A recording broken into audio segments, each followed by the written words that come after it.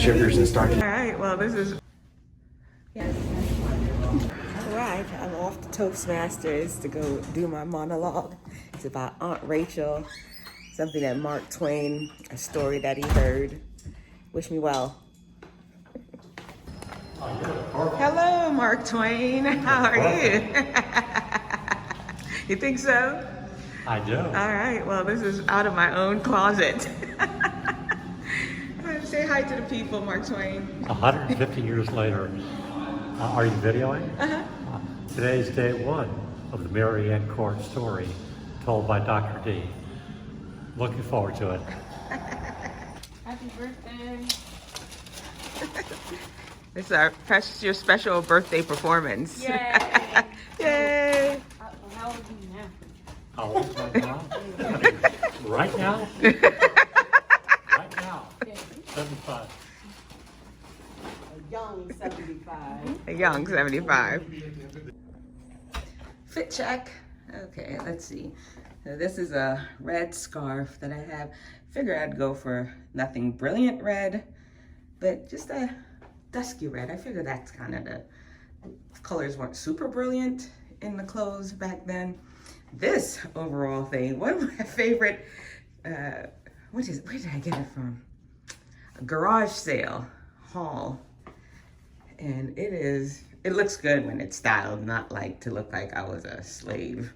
And then this skirt is actually one of my favorite skirts. It's, let me see if I can raise it up. See? You can see it's just very lovely material. That's the details of it. And I thrifted this skirt too. And the shoes are just some Oxfords. I figured back in the day, they didn't have rubber bottom shoes, and this is the only shoes I had that's all leather bottom. I tried to, and this is my husband's white shirt that I rolled up the sleeve, trying to be as authentic as possible. I figured that would be how Aunt Rachel looked back then in the day. Yeah, this story is all about a woman that Mark Twain, he met in New Bern, where, no, it wasn't New Bern, where's the place? Oh Lord.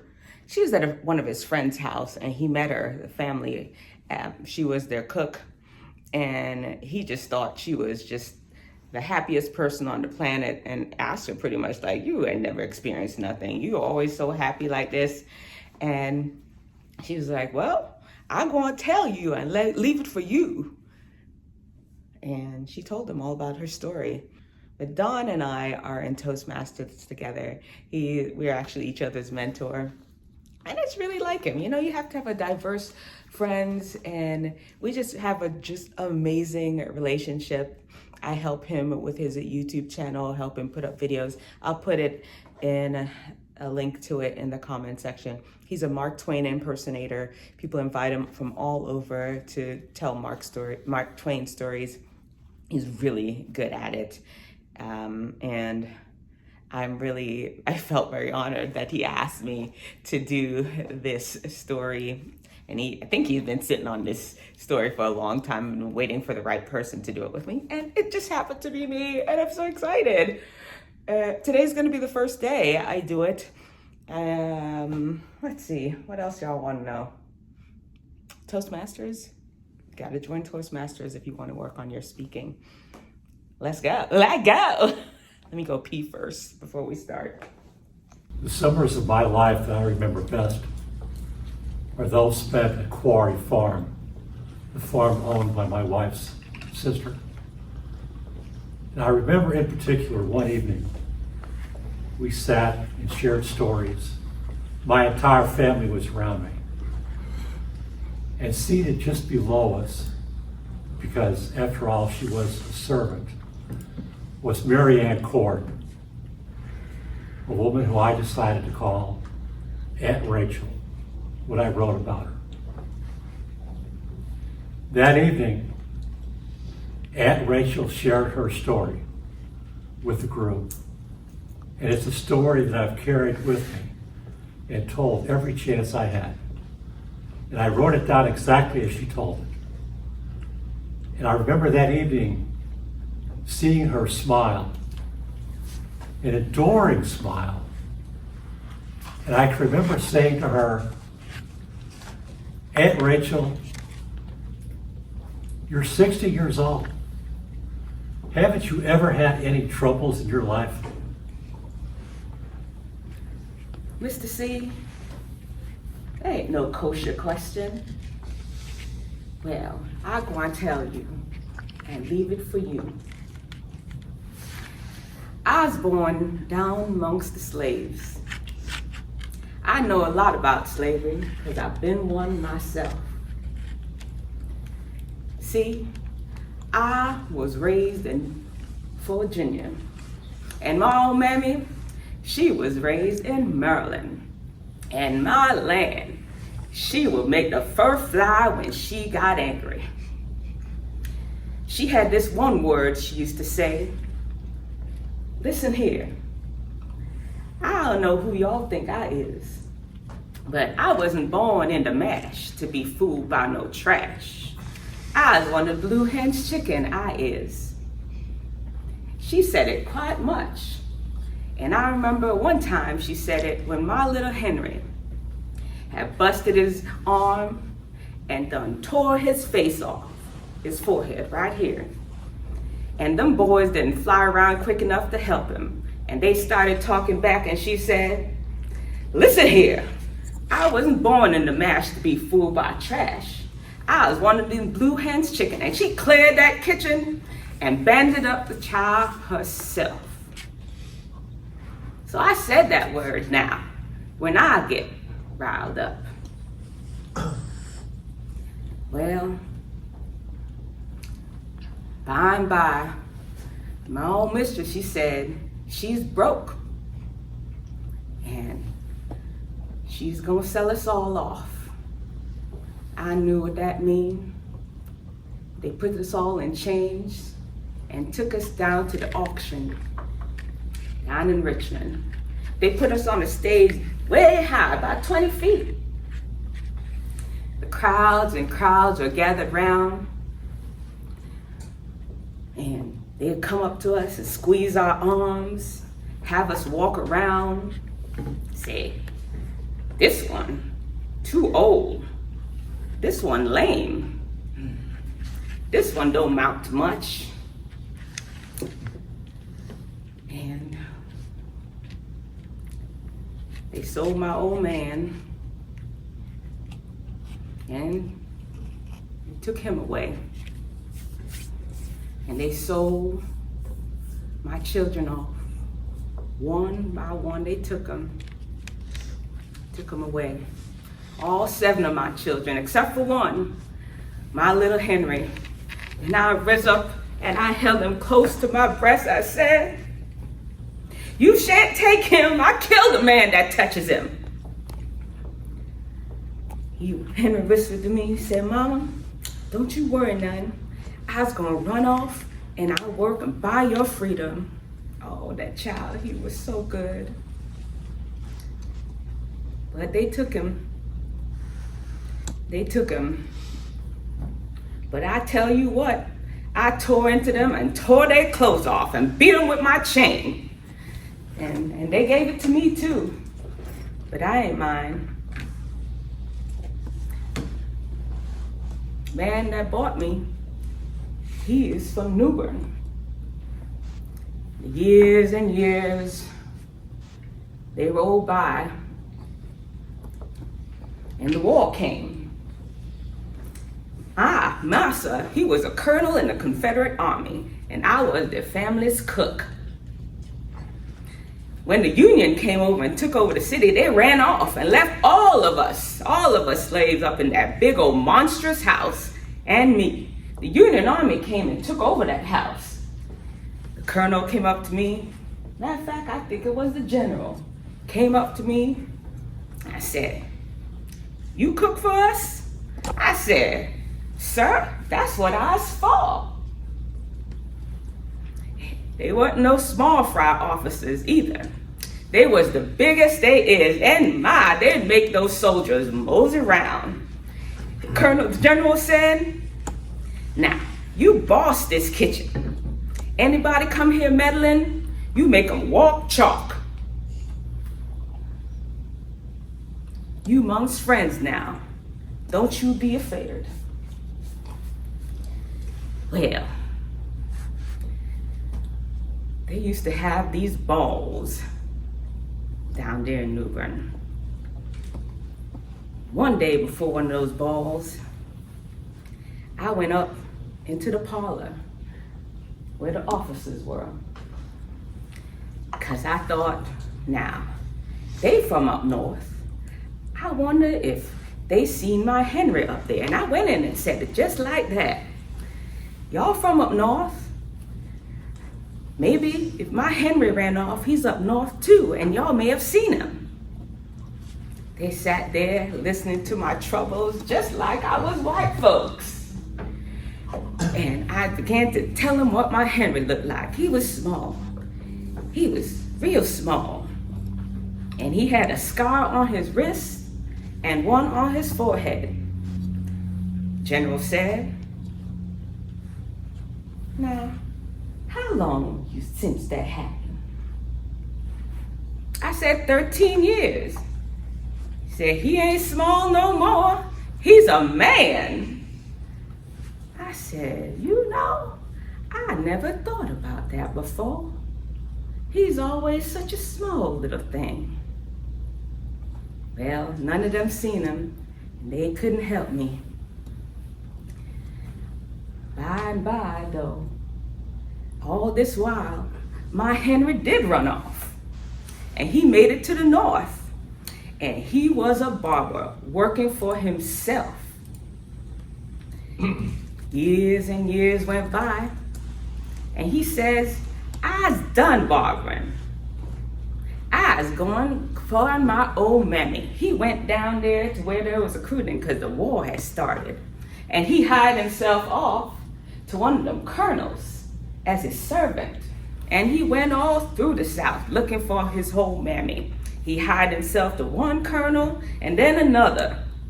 He ransacked the whole South looking for his old mammy. But how was I going to know that?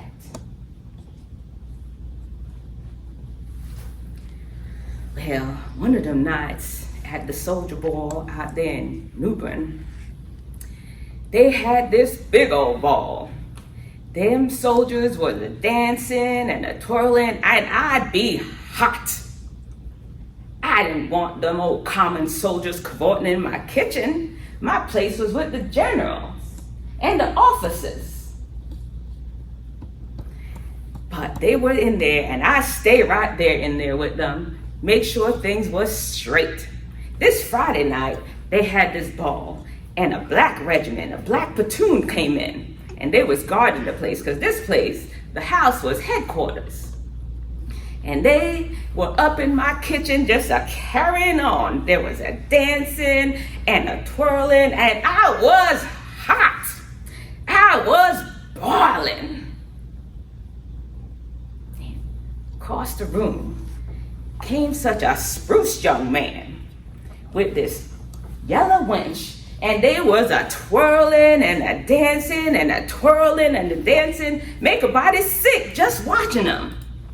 And they came abreast of me, and they was dancing on one leg and then on t'other, and they started making fun of my turban, my red turban. I was proud of that turban. And I said, look at here, rubbish. I saw that young man stop for a second. His face changed. Then after a while, he kept on dancing. And they danced off, and in came the musicians. And they was with the band, and my land. They would never go nowhere without putting on airs. And the first air they put on, I lit into them. And everybody started laughing, and I was riled up and bawling. I tell you, I was mad. And they all started laughing again, and I stood up with my feet planted firm on the ground, and my head plumb to the ceiling, my hands on my hips, and I said, look at here. I don't know who y'all think I is, But I wasn't born in the mash to be fooled by no trash. I was one of them blue hens chicken, I is. Y'all gonna clear out my kitchen. And I cleared them all out. I saw that young man, he was standing just staring up as if he forgot something he was trying to remember. And they marched out my kitchen. On his way out, I heard him say to Jim, you tell the captain, I'll be around back about 8 o'clock. I got something on my mind and I don't sleep this night. That was about 1 o'clock in the morning. About 7 o'clock, I came round into the kitchen trying to fix the general's breakfast. I remember it well. I was stooped down, right here, like your leg was the stove. And I bent down, I had it stove door. And I pulled it down, and I had them biscuits in my left hand. And up underneath me came this black face, and it was looking me in my eyes, just like I'm looking into your eyes now. And I stopped, I gazed, and I gazed, and I knew. My hands started shaking. I knew. I dropped the pan. I pushed back his sleeve just like so. And I saw that scar, and I pushed back his hair just like so. And I said, if you ain't my Henry, what you doing with that scar on your wrist and that scar on your forehead? Lord be praised. I got my own again. Mr. C, I ain't had no trouble and no joy.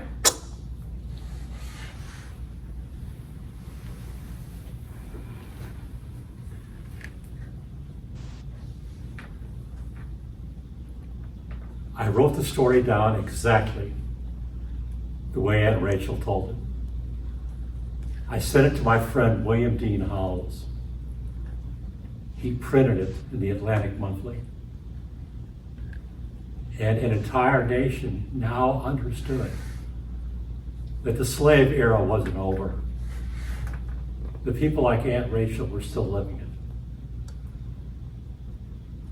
I had my entire family around me the night that she spoke. And I couldn't help but think, here was a woman who lost all 7 of her children and still has the courage to smile and tell her story. Thank you. I'm home and changed now and about to take this young man to the dentist. This is my shirt from Ithaca, New York. Ithaca is gorgeous, about all the gorgeous that live there. I actually are not live there, but they're there. I actually gave a speech there, and these are some wide flare leg jeans. I don't remember where I got them. I'm sorry, I probably should. I'll find it though. I'll try to find it and link it below if I remember. Anyway, about to take him to the dentist. But the speech went well. It really did. We had such a good time. Everybody was well received. I totally forgot one of the most important parts where she talks about her children and her family. But this was the first time, and Don and I plan to do this more around town at different meetings. This was the premiere performance. You were here first. Okay, well, I'll talk to you all later and we'll catch up throughout the day. We're just running errands today, as well as an administrative day for work and having a bunch of meetings. I had to just take a work meeting. Now I'm heading back inside to see how the young man's whole braces thing is going. Come on with me. Let's just go see what they're doing to my little chocolate drop.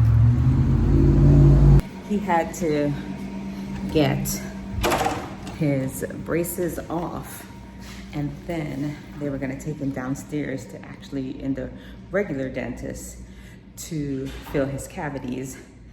and then they're gonna bring him back up and adjust his braces, put back on the bar that the boy actually broke off, and that will be a wrap. Let's go see. He's probably downstairs already.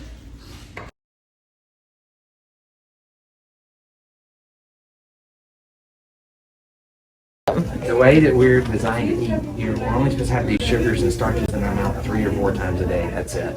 So somebody that has soda and a ton of soda just once a day will never get cavities, or sports drink, or tea, or juice, or energy drink. So somebody who sips on juice all day long, or sweet tea or sweet coffee, that'll give them cavities. So candy, just eating candy after school, like one big snack, will never give somebody cavities. If they do it just that one time, they eat a whole bag, it still won't give you cavities. But if you eat something like crackers or chips or fruit, and you do it every 30 minutes all afternoon, that'll cause cavities. It's more... Sounds like you're on anti-snacker, Doc. I always tell them. No, so snack it once. Figure out how much Snack you it and need forget it. and just eat it. And if it's a drink thing, like for people who love sports drinks, just drink it. Or for people who drink soda or sweet tea or coffee, just drink it. So the acids erode your teeth for about 30 minutes. Like the bacteria are fermenting these sugars, and they're producing acids that erode the tooth structure. Then after 30 minutes, it's gone. But it takes your body about 3 hours to repair the damage. And so between breakfast and lunch, your body completely repairs the damage. Between lunch and snack, it completely repairs the damage. And between snack and dinner, it completely repairs it. The cavities come from, in that 3-hour window, people keep putting sugars back in. So that's why sipping and grazing and nibbling are worse for you than actually chugging or wolfing it down type of thing. Does that make sense? Thanks, Doc. You're welcome. That's crazy. So I've never heard of that before. Had you? Now, when I'm teaching my classes, I have a health class that I teach, and I always tell them no snacking. And this is just for digestion, because I know that if you allow time in between each meal, that you allow time for the food to be processed better, and it's just overall healthy for your body. It doesn't stress your gut out. It's better for your teeth too. So basically, if you don't allow, and I think the doctor, he said 3 hours, right? If you don't allow at least 3 hours between taking something in, you just make yourself more susceptible to cavities. The more you know. Okay, so when the chocolate drop is done, I'm embarrassed to tell y'all where we're going. I can't remember where my eye doctor was. It's a brand new eye doctor. The one I had gone to the year before, she had moved to a different clinic. They closed down during the pandemic, and I don't switch up my lenses very often. These lenses are June Ambrose. She did a collaboration with, I can't remember, I'm sorry. And these are actually shades, sunglass lens, and I just had prescription lens put into them, but they're by June Ambrose. I love her. She's a great designer. She styles for Jay-Z. Back to what I was saying. I just get lenses and glasses, and I keep them for forever. And it had been so long during the pandemic, I guess that particular location closed. And when I went there, they're like, no, we're not here anymore. And so I started going to this other eye doctor, same company, I guess. And I need a new appointment. I thought I saved their number in my phone, and I don't have it. So when we're done here, I'm gonna be driving around trying to find the eye doctor. I think I remember the general direction I was going in, because did I tell you I'm gonna be changing up my look? What I wanna look like is a chic, bougie woman, a lot of A-line dresses, laces and ruffles. I'm just changing up my look. I've done it before. I'm not gonna change it though until I'm done losing my 40 pounds. And of course, I'm gonna be sharing with you all how I'm losing my 40 pounds. That'd be enough for another vlog. But I am, hi, how are you all? How are y'all doing? Yeah, I'm waiting to change up my look until I've lost the weight. But when we're done here, after the chocolate drop is done, we're gonna go trying to find my eye doctor. It's embarrassment. How did she graduate from medical school? How does she teach teenagers? How does she expect to be Mrs. America? Well, she does.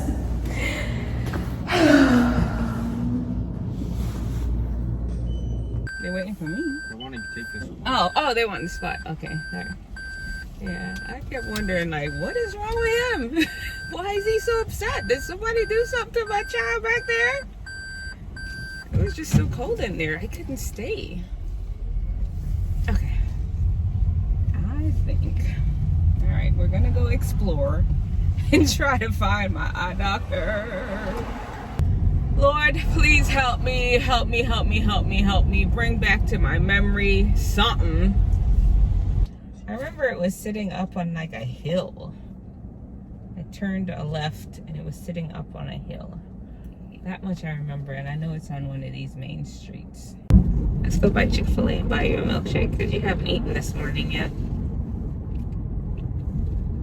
And then we'll continue our exploration. What can I give you today, man? A vanilla milkshake. Anything else? That's all. Like, would you take anything off of it or no? Anything off of it? Yeah. Like People take stuff off of it? yeah. Yeah, yes. Here you go. Thank you. My pleasure. Have a nice day. Here you go. My pleasure. My pleasure. My pleasure.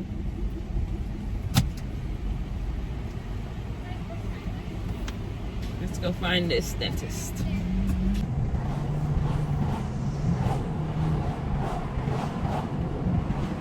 I have the air conditioner on and the window down.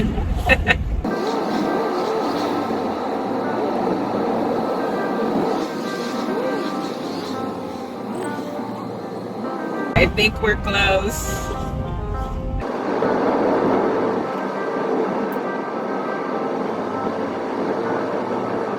This is looking familiar.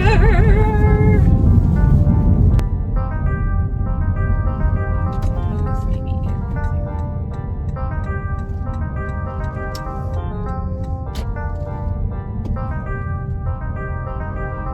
I think so. I think we found it, NGO. I think we found it. Holla, holla, holla, holla, holla. My memory works. My memory works. See it? You see it? No matter. It's there. I found it. I found it. I just remember it was on top of a hill. And there it is. I'll have to have their card or something. That is J-Bo. See? Right there. Rottweiler. I found it. I found it. Are they open?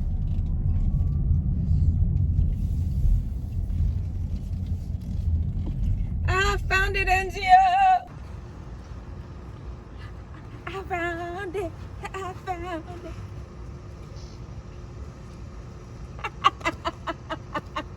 What? They're closed for lunch? They bought bagels for our Toastmasters, and we got some, brought some home for the other brothers. And now they're in a bagel mood. We're at this bagel shop, Boar's Head, it's called. New York bagels. Or New York bagels? I don't know. Whatever it's called. I haven't had a lox sandwich in a while. I'm thinking about getting one. Cream cheese, onions, tomatoes, capers, Nova lox.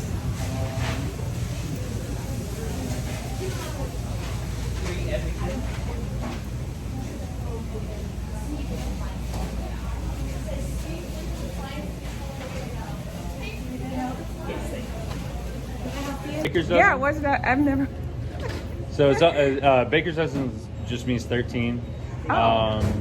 Essentially, like back in the day, it was they used to make an extra, like a tray is supposed to fit a dozen. They usually make an extra one just in case if something went wrong with one of them, they could throw one in. Like to the dozen, and then it just became a colloquial term, Baker's dozen. Baker's dozen. So, you know, yeah. I've heard the term all the time, and I had no so idea means what it 13, meant. not 12. Yeah. Yeah. So somebody asked you if you want a What Baker's dozen or dozen something. is They mean 13. Okay, Yeah. thank you. Yeah. The more you know. Like Yeah. today, I learned from the dentist. He told me that if you are eating, it's good to put like 3 hours between your meals. Yeah. And it's when you're eating frequently that's what makes you more susceptible to cavities. Oh, really? Yeah. Interesting. So it's not necessarily the high sugar; it's the frequency of exposure to the It's teeth. probably you can't like you never give your teeth a chance to like clean off in between. Interesting. Yeah. See, right? Good to know. Yeah, I That's didn't know that two either. things in one day. Yeah. I'm winning today. It's like I need to round it off and learn 3 things. So thank you for the education, You're sir. very welcome. I appreciate it. What? I can help. Did you get whoever's everything? next, yeah. Did you get any everything bagels? 2 blueberry, bagel, 2 cream cheese, How many are you up to already? Plain cream cheese. yes, an egg bagel, cream cheese. One of them numbers. They're very Jamaican. How much are we up to? 3 more. Did you get a blueberry? I had Did you get cinnamon the raisin, onion? no cinnamon sugar. Oh, well, put in another everything and a whole wheat. Did you get a jalapeno? And everything. How many jalapenos With did you extra get? cream cheese. One. And an egg with extra scallions. Sure, one more jalapeno. Sure, he's not sure. Cream cheese. That You took want us any a of while. these toasted? No, thank You want cream cheese? What kind? We have cream cheese at home.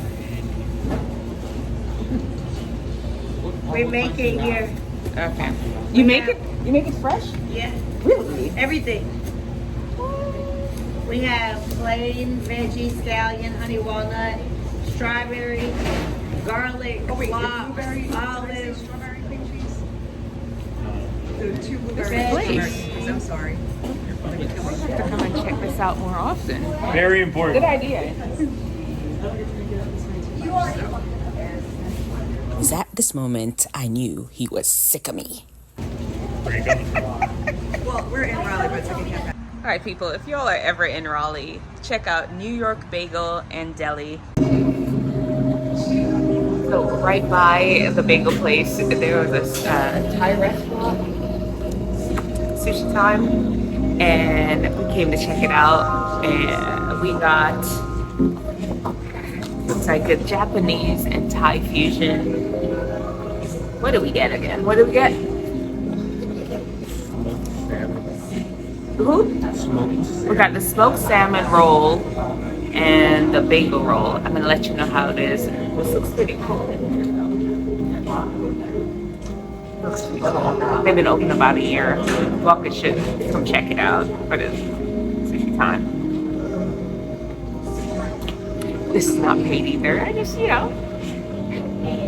bigging up my spot them in Raleigh. Big up.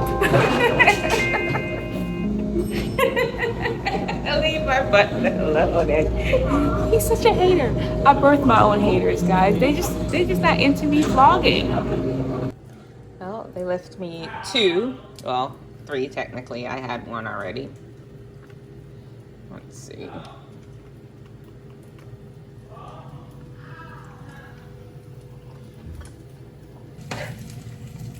This is the bagel one.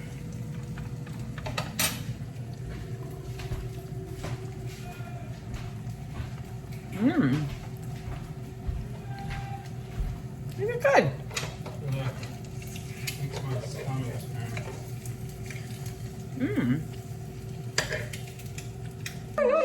Help me! Molly, why can't you just live in the moment? What moment am I not living in?